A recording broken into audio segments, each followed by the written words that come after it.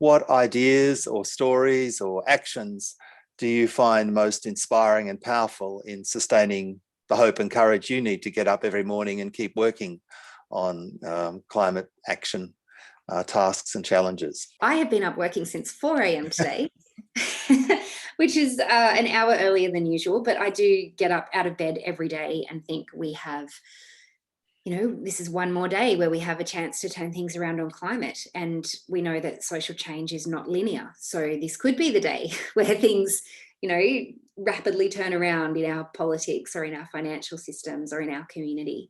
Of course, it's not going to just happen on one day, but certainly every day presents a huge opportunity to make progress in our own systems, in our own communities. And to answer your question as to what gives me inspiration, I suppose, to keep going, it's seeing all of the, I want to say ordinary people, but they're not ordinary people, like they're extraordinary people. But the people who have decided that within their own communities or constituencies or sectors, that they are going to exercise leadership and bring that group of people along with them. So for me, it's really important to see climate action as something that we do collectively, not just as individuals. So, there's a lot of emphasis on, I think if you're just someone who has not had any background in climate and you Google, what can I do on climate? You will come up with like become a vegan or change your light bulbs or get an electric car, those kind of personal actions.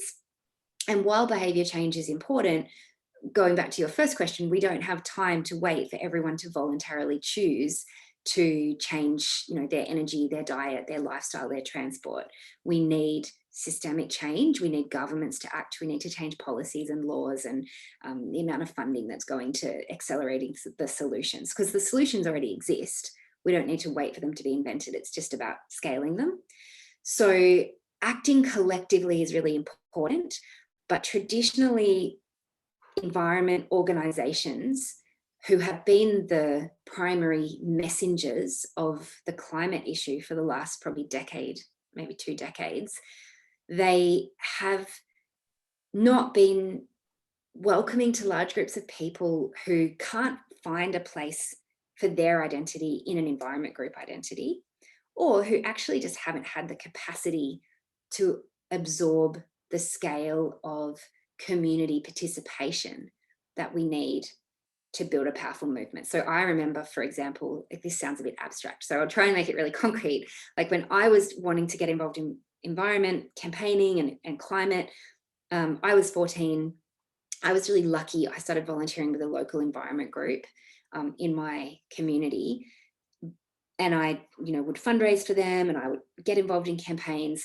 But in the end, I ended up setting up a group at my school because I realized that I had to start where I was with the system that I was in, which was my school. It was easy to change. We got recycling and composting and got kids involved in a local campaign to stop a mine, which was ultimately successful. But the groups that I see now that are really inspiring me are the groups like Farmers for Climate Action, of which I'm a board director, Parents for Climate Action. I was just at the climate rallies on Friday with my 5-year-old and another group of parents with young children. And it was so inspiring to do something together, because most environment groups or climate groups are not set up to really allow the full participation of parents with young children.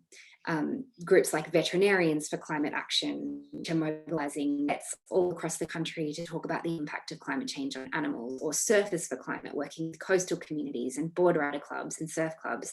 So, I could go on. There's over 30 of these groups, like X Group for Climate Action, technology leaders or people working in the media, or